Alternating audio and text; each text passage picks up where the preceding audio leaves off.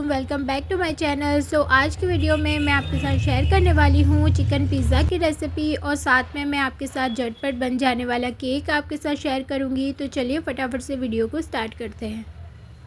तो सबसे पहले तो चिकन पिज़्ज़ा के लिए चिकन को मैरिनेट करेंगे। तो मैंने यहाँ पे बोनलेस चिकन लिया था, उसको अच्छी तरीके से वॉश करके छोटे छोटे से क्यूब में काट लिया था और अब मैं इसे मैरिनेट करने लगी हूँ। तो थोड़े से घर के मसाले मैंने इसमें यूज़ किए थे, जैसे कि लाल मिर्च पाउडर, हल्दी पाउडर, धनिया पाउडर, सॉल्ट और उसके बाद मैंने चिकन टिक्का मसाले का पैकेट जो था वो ऑलमोस्ट हाफ़ मैंने इसमें डाल दिया था। गार्लिक पाउडर मैंने इसमें यूज़ किया था, पेपरिका पाउडर मैंने यूज़ किया था। ये सारे मसाले इसमें मैंने ऐड कर लिए हैं। उसके बाद मैंने इसमें ऐड किया था मस्टर्ड सॉस और लास्ट में मैंने इसमें दही ऐड किया था। और मसाले की क्वांटिटी अपने हिसाब से लीजिएगा, मैं सिर्फ मसाले बता रही हूँ, बाकी अपने हिसाब से क्वांटिटी को कम ज़्यादा कर सकते हैं। सारी चीज़ें ऐड करने के बाद चिकन को अच्छी तरीके से मिला लेंगे, अच्छी तरह से मसाला लग जाना चाहिए और फिर उसको कम से कम 1 से 2 घंटे के लिए मैरिनेट करने के लिए छोड़ देंगे। तो मैंने यहाँ पे 1 से 1.5 घंटा मैरिनेट करके रख दिया था। जब तक चिकन मैरिनेट होगा वहाँ तक पिज़्ज़ा की डो प्रिपेयर कर लेते हैं। तो डो बनाने के लिए सबसे पहले तो यीस्ट को एक्टिवेट करना पड़ेगा। तो यहाँ पे मैंने 2 मेज़रमेंट का यूज़ किया था, एक हाफ़ कप जितना मेज़रमेंट लिया था और एक 1 टेबलस्पून का मेज़रमेंट लिया था। तो ये जो हाफ़ कप का जो मेज़रमेंट है उसमें हमें सबसे पहले तो गर्म पानी, एयरटाइट कंटेनर यूज़ करेंगे, उसमें गर्म पानी ऐड करेंगे और उसमें 1 टेबलस्पून जितनी शुगर ऐड करेंगे और शुगर को अच्छी तरीके से डाइल्यूट करेंगे थोड़ा सा, क्योंकि शुगर बहुत इम्पॉर्टेंट है यीस्ट को एक्टिवेट करने के लिए। और यहाँ पे मैंने एक्टिव यीस्ट ली थी और उस 1 टेबलस्पून जितनी ही हमें यीस्ट ऐड करनी है और उसके बाद अच्छी तरीके से मिला के और कंटेनर को बंद कर देंगे और फिर उसको 10 मिनट के लिए छोड़ देंगे। 10 मिनट में यीस्ट बिल्कुल एक्टिवेट हो जाएगी और अगर एक्टिव नहीं होती तो आगे का प्रोसेस ना कीजिएगा, क्योंकि आपकी डो जो है ना वो बिल्कुल अच्छी नहीं बनेगी। तो 10 मिनट ऑलमोस्ट हो गए थे और यीस्ट बिल्कुल एक्टिव हो गई थी। तो हम आगे का प्रोसेस स्टार्ट करते हैं।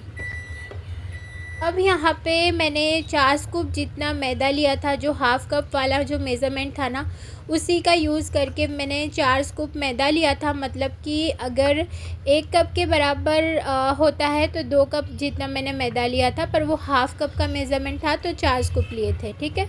और 1 टेबलस्पून सॉल्ट ऐड करेंगे और दोनों चीज़ों को पहले तो अच्छे से मिला लेंगे ताकि सॉल्ट अच्छे से मिल जाए। उसके बाद जो यीस्ट हमने रखी थी और उसे ऐड कर लेंगे, सारी की सारी हमें उसमें डाल देनी है और फिर हमें मिला लेना है इसे अच्छे से। देन आटे की डो प्रिपेयर कर लेनी है और ये डो ना रोटी के आटे जैसी हार्ड नहीं होगी, बिल्कुल सॉफ्ट सी डो हमें प्रिपेयर करनी है। जितनी ज़्यादा सॉफ्ट डो बनेगी उतनी ज़्यादा पिज़्ज़ा एकदम अच्छे और सॉफ्ट बनेंगे। तो डो हमें अच्छे से प्रिपेयर कर लेनी है। 10 मिनट तक आटे को गूंथते जाना है और ये बहुत ज़्यादा स्टिकी लगेगा, पर जैसे जैसे हम इसे गूंथते जाएंगे ना इसमें एक टेक्सचर आ जाएगा स्मूथ सा और उसमें बटर भी ऐड करेंगे। और जब तक कि ये सॉफ़्ट नहीं हो जाए ना वहाँ तक हमें इसे गूंथते जाना है और फिर ये अच्छे से जब एक टेक्सचर में आ जाए उस वहाँ तक उसे गूंथ के और फिर उसे रख देंगे हम एयरटाइट कंटेनर में और उसके बाद उसमें थोड़ा सा ऑयल लगा लेंगे और कोई वार्म सी जगह हो ना उसमें हमें उसे रख देना है। तो मैंने ओवन में रख दिया था। ओवन को स्टार्ट नहीं करना है, बंद ओवन में ही रख देंगे। अगर आपके पास कोई ऐसी जगह है जो कि वार्म प्लेस है तब वहाँ पे भी रख सकते हैं। आधे से 1 घंटा लगेगा, पर डो हमारी बिल्कुल प्रिपेयर हो जाएगी। उसके बाद हम पिज़्ज़ा की प्रोसेस स्टार्ट कर सकते हैं।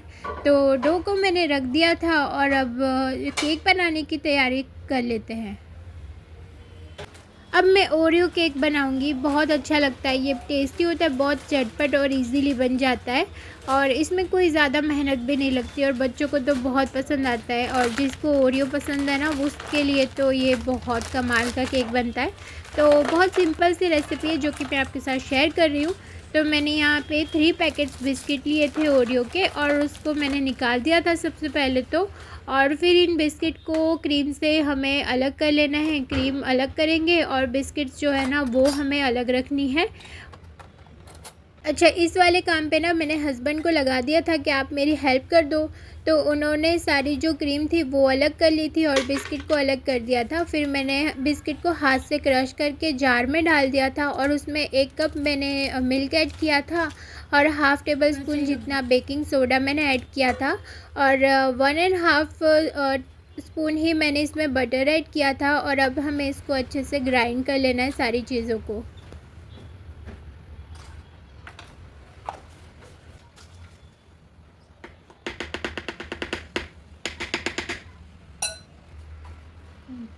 मैंने ग्राइंड कर लिया था और अभी ना 5:30 बजने का टाइम हो रहा था और चाय की बहुत ज़्यादा क्रेविंग हो रही थी और मैं इतनी ज़्यादा बिज़ी थी ना कि चाय बनाने का बिल्कुल टाइम नहीं था। तो फिर हस्बैंड ने कहा कि मैं चाय बना लेता हूँ, तो उन्होंने चाय बनाई थी और साथ में बहुत ज़्यादा भूख भी लगी थी, तो हमने समोसे ऑर्डर किए थे। तो फिर हमने चाय और समोसे एंजॉय किए और मोइन के हाथ की चाय ना मुझे बहुत पसंद है। वो मसाला चाय इतनी अच्छी बनाते कि ऐसी मैं इतने बार मैं बनाती हूँ पर मुझसे इस तरह की चाय नहीं बनती। तो चाय शाय पी और आगे की तैयारी फिर मैं स्टार्ट करूँगी।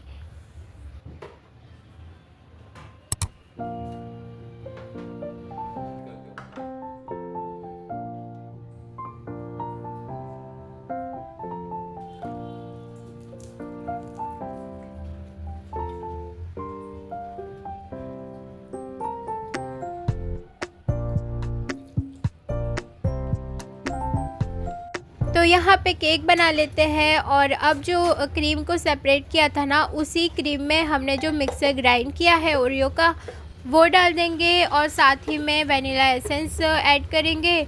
उसके बाद हमें मिल्क ऐड कर लेना है और उसको फिर अच्छे से विस्क कर लेंगे। उसकी कंसिस्टेंसी ऐसी बना लेनी है कि केक बनाने के बैटर में काम आती है, उतनी कंसिस्टेंसी हमें चाहिए। तो अच्छी तरीके से सारी चीज़ें मिला के विस्क करेंगे और फिर हमें केक का जो टीन होता है वो ले लेना है। साथ में मैंने इसमें बटर पेपर लगा लिया था और ये सारा जो मिक्सचर है वो डाल देंगे केक के टीन में और अच्छी तरह से डालने के बाद उसे टैप टैप करेंगे, उसे सेट कर लेंगे ताकि उसमें कोई बबल्स ना रहे। और केक का बैटर बिल्कुल रेडी है। अब हमें इसको बेक करना है। तो ओवन को ना मैंने पहले ही प्री हीट कर लिया था। 10 मिनट के लिए मैंने इसको 180 डिग्री पे ओवन में रख दिया था बेक करने के लिए और लास्ट में मैंने इसको 5 मिनट और रखा था, मतलब कि 15 मिनट में केक ना बिल्कुल डन हो गया था। केक को बेक करने रख दिया है और जो चिकन मैरिनेट करने रखी थी वो भी अच्छे से मैरिनेट हो गई है। अब उसे फ्राई कर लेना है पिज़्ज़ा के लिए। तो यहाँ पे मैंने पैन लिया था, उसमें ऑयल ऐड किया। ऑयल बहुत ज़्यादा नहीं लेना है, जितना चिकन फ्राई हो सके उतना ही ऑयल लेना है। और उसके बाद जो सारी चिकन है उसमें डाल देंगे और अच्छी तरीके से चिकन को फ्राई कर लेंगे।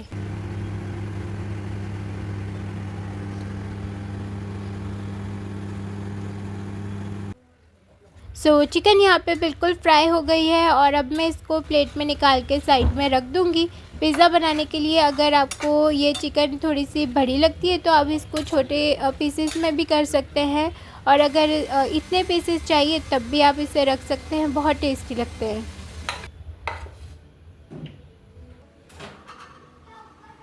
और यहाँ पे केक भी बिल्कुल रेडी हो गया था, तो उसे मैंने निकाल लिया था और थोड़ा सा रख दिया था ठंडा होने के लिए और ये बहुत सॉफ्ट सा केक बना था। और इसी तरह से हमें केक चाहिए, बहुत इजीली बन जाता है, ज़रूर ट्राई कीजिएगा और बहुत टेस्टी लगता है।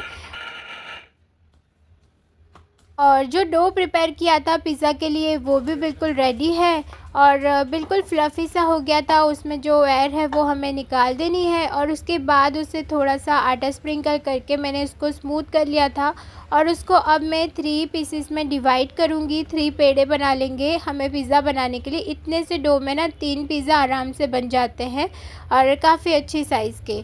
तो हाथ से ही मैंने इसको डिवाइड किया था और 3 पेड़े मैंने बना लिए थे पिज़्ज़ा के लिए और थोड़ा सा आटा लगा के उसे सेट कर लेंगे।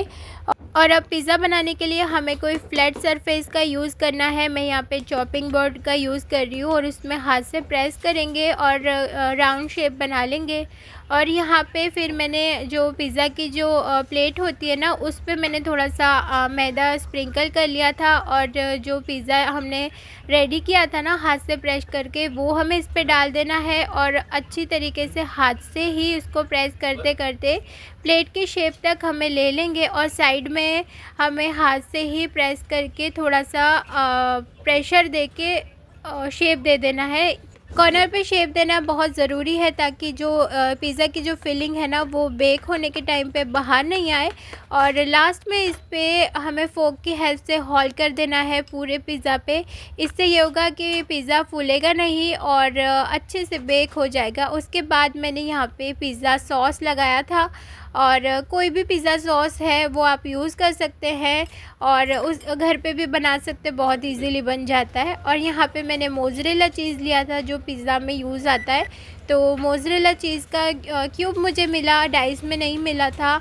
और अगर आपकी ये जो पिज़्ज़ा में यूज़ होने वाली जो चीज़ है, अगर आपको डाइस में मिलते हैं ना, तो डाइस वाला चीज़ यूज़ कीजिएगा। इससे ना बहुत अच्छा सा लुक आ जाता है। पर मैंने क्यूब लिया था तो उसे मैंने इस तरीके से ग्रेट कर लिया है पूरे पिज़्ज़ा पे और अच्छी तरीके से हमें चीज़ को लगाना है। उसके ऊपर मैंने जो चिकन बना के रखी थी उसे लगा लेंगे और साथ में मैंने बेल पेपर्स, कैप्सिकम मैंने लगा लिया है, साथ में अनियन लगा लिया था और जैलेपिनो लगा लिया है। आप जो भी पिज़्ज़ा के ऊपर फिलिंग लगाना चाहते हैं आप वो लगा सकते हैं।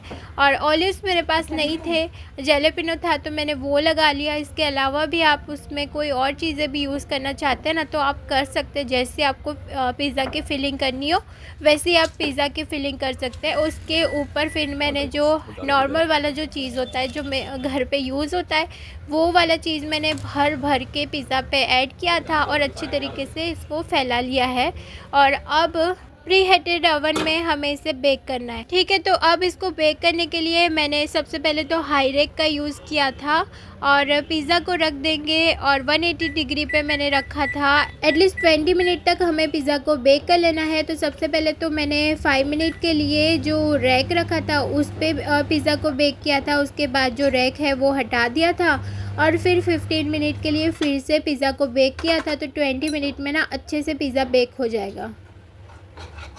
सो पिज़्ज़ा बेक हो रहा है, वहाँ तक केक के लिए गनाश रेडी कर लेती हूँ। तो मैंने हाफ़ कप जितनी चॉकलेट ली थी उसमें 2 टेबलस्पून भर के मैंने क्रीम ऐड किया था और फिर 2 टेबलस्पून जितना मैंने बटर इसमें ऐड किया था। और सारी चीज़ों को हमें अच्छी तरीके से मिला के और उसको मेल्ट कर लेंगे और स्मूथ सा हो जाए वहाँ तक हमें इसको चलाते जाना है। तो जो केक की गनाश होती है ना, वो बिल्कुल रेडी हो जाएगी।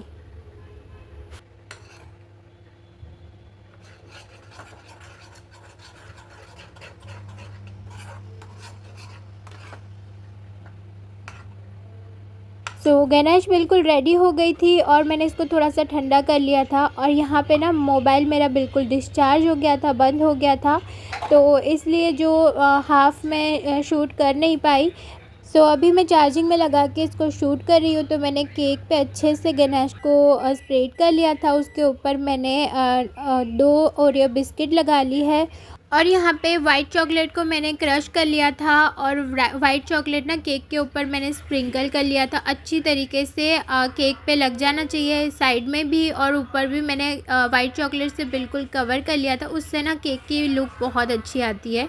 और उसके बाद मेरे पास ना कुछ कलरफुल बॉल्स पड़े थे केक के ऊपर लगाने के लिए, तो वो मैंने थोड़े से स्प्रिंकल कर लिए हैं और ये केक बिल्कुल बन के रेडी हो गया था।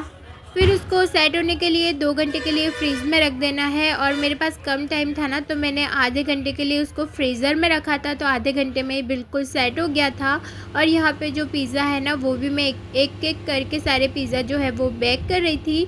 अच्छा, इतनी सारी तैयारी की जो रीज़न है वो है कबीर की बर्थडे।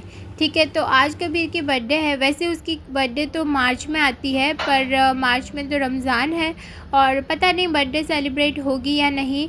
पर आज ना इस्लामिक चाँद के हिसाब से कबीर की बर्थडे थी और मेरी और मेरे हस्बैंड की बर्थडे दिसंबर में ही आती है, तो इसी मंथ में हम दोनों की बर्थडे आती है। तो उसको बड़ा मन था कि मम्मा मेरी बर्थडे पे कुछ भी नहीं करेंगे, तो फिर मैंने सोचा चलो आज उसकी बर्थडे है तो उसे थोड़ा सा स्पेशल फ़ील कराया जाए।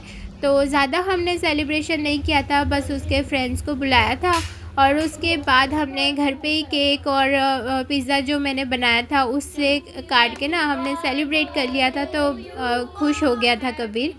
अच्छा, ये सारी चीज़ें ना बाहर से भी लाके सेलिब्रेशन तो हो सकती है, पर जो घर पे बनाने का मज़ा होता है ना वो बहुत ही अलग होता है और अपने बच्चों को भी लगता है कि मम्मा ने मेरे लिए ये बनाया था और इस तरीके से बर्थडे को सेलिब्रेट किया था, तो ये लाइफ़ टाइम की मेमोरी हो जाती है। तो बस थोड़ा सा एफ़र्ट करके ना चीज़ें घर पे किया करें और अपने बच्चे को स्पेशल फ़ील कराया करें। तो बहुत मज़ा आया था, बहुत अच्छा था और कबीर ने ना खूब एन्जॉय किया था। केक वगैरह कटने के बाद बस अब डिनर का टाइम हो रहा था, तो सारे जो पिज़्ज़ा थे ना वो मैंने बेक कर दिए थे और ये बस लास्ट वाला जो पिज़्ज़ा था वो रह गया था और 3 ना बड़े साइज़ के पिज़्ज़ा बने थे और ये काफ़ी हो गए थे। और जो बाकी सारे जो पिज़्ज़ा मैंने बना के रखे थे ना उसे भी मैंने पैन पे रख दिया था ताकि वो गर्म रहे। और ये इतना मज़े का और इतना सॉफ्ट पिज़्ज़ा बना था और बिल्कुल नीचे से अच्छे से बेक हो गया था और ज़रूर इसे ट्राई करना। फ्रेंच फ्राइज़ मैंने फ्राई की थी और फिर हमने डिनर एंजॉय किया। बहुत मज़े का पिज़्ज़ा बना था और ये ना कोई यकीन ही नहीं करेगा कि आपने घर पे बनाया है। तो इसे ज़रूर ज़रूर ज़रूर ट्राई कीजिएगा। और जो केक मैंने बनाया था ना वो भी इतना टेस्टी था और इतनी ईज़िली ये बन गया था। बच्चों को तो ओरियो का जो टेस्ट होता है वो वैसे ही पसंद आता है और केक ना बहुत मज़े का बनाया था। तो हमने खाना वगैरह एंजॉय किया। उसके बाद ना थोड़ा सा हम लोग बाहर गए थे राउंड के लिए। उसके बाद हमने बाहर जाके चाय पी थी और बस यही थी आज की वीडियो। और उम्मीद है वीडियो पसंद आई होगी। अगर पसंद आई है तो प्लीज़ मेरे वीडियो को लाइक कीजिएगा, शेयर कीजिएगा, मेरे चैनल को ज़रूर ज़रूर सब्सक्राइब कीजिएगा और मुझे अपनी दुआओं में याद रखिएगा। मिलती हूँ नेक्स्ट वीडियो में, तब तक के लिए बाय, अल्लाह हाफ़िज़।